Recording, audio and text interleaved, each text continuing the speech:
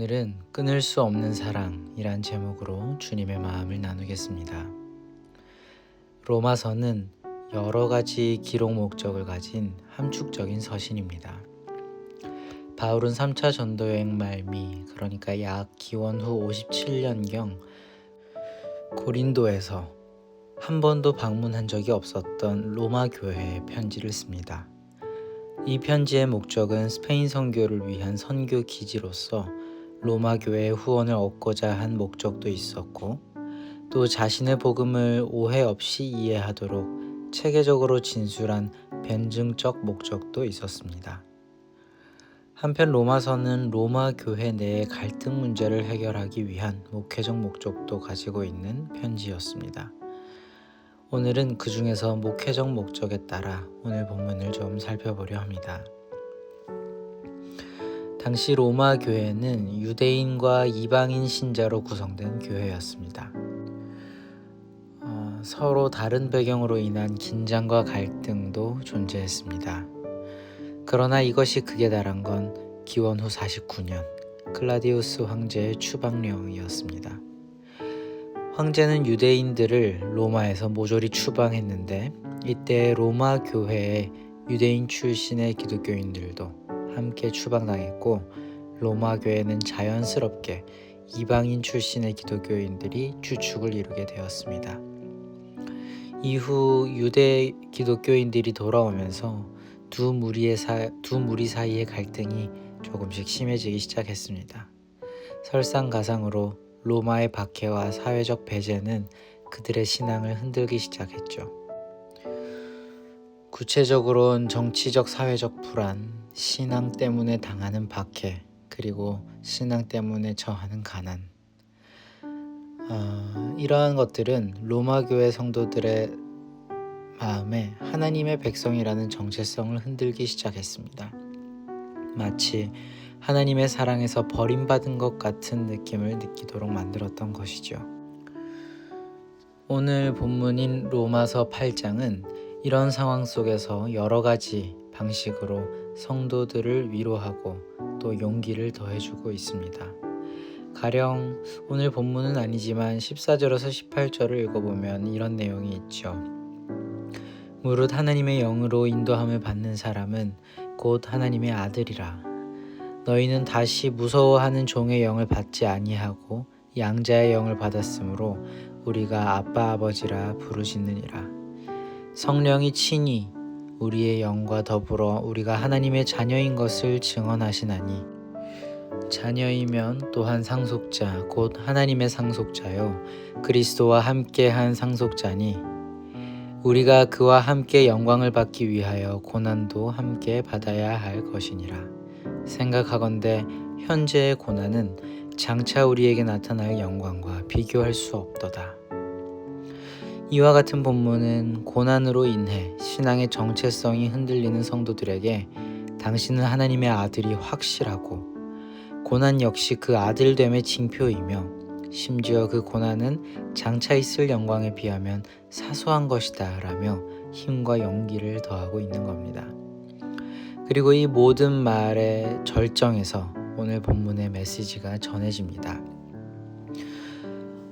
바울은 일련의 수사적인 질문들을 좀 던집니다. 만일 하나님이 우리를 위하신다면 누가 우리를 대적하리요? 또 누가 능히 하나님께서 택하신 자들을 고발하리요? 누가 정죄하리요? 그리고 마침내 누가 우리를 그리스도의 사랑에서 끊으리요? 라고 질문을 던집니다. 이 질문들은 단순히 논리적인 질문이 아니라 고난 속에서 흔들리는 성도들의 마음을 직접적으로 울리는 신앙의 고백입니다. 바울은 성도들이 처한 실제적인 위험과 어려움을 숨기지 않습니다. 환난, 곤고, 박해와 기근, 적신과 위협, 칼, 이런 것들은 실제로 로마 교회가 겪고 있었던 현실이었습니다. 하지만 바울은 그 현실을 직시하면서도 이 모든 일에 우리를 사랑하시는 이로 말미암아 우리가 넉넉히 이기느니라 라고 선포하고 있습니다. 우리는 이 말을 전하는 바울의 마음에 어떤 믿음이 있었는지를 봤으면 좋겠습니다. 바울이 굳건하게 믿었던 복음의 진리는 우리를 향하신 하나님의 사랑의 확실함입니다. 이건 고작 지금 고통 좀 받는다고 바뀔 진리가 아니었습니다. 내가 조금 부인한다고 사라질 진리도 아니었습니다. 우리를 향한 하나님의 사랑은 설사 우리가 죽음에 이른다 할지라도 그 이후에도 영원히 이어진다는 말입니다. 하나님의 사랑은 그런 것입니다. 죽음도 하나님과 우리 사이의 사랑은 회방을 놓을 수 없다는 강력한 믿음의 선포인 셈이죠.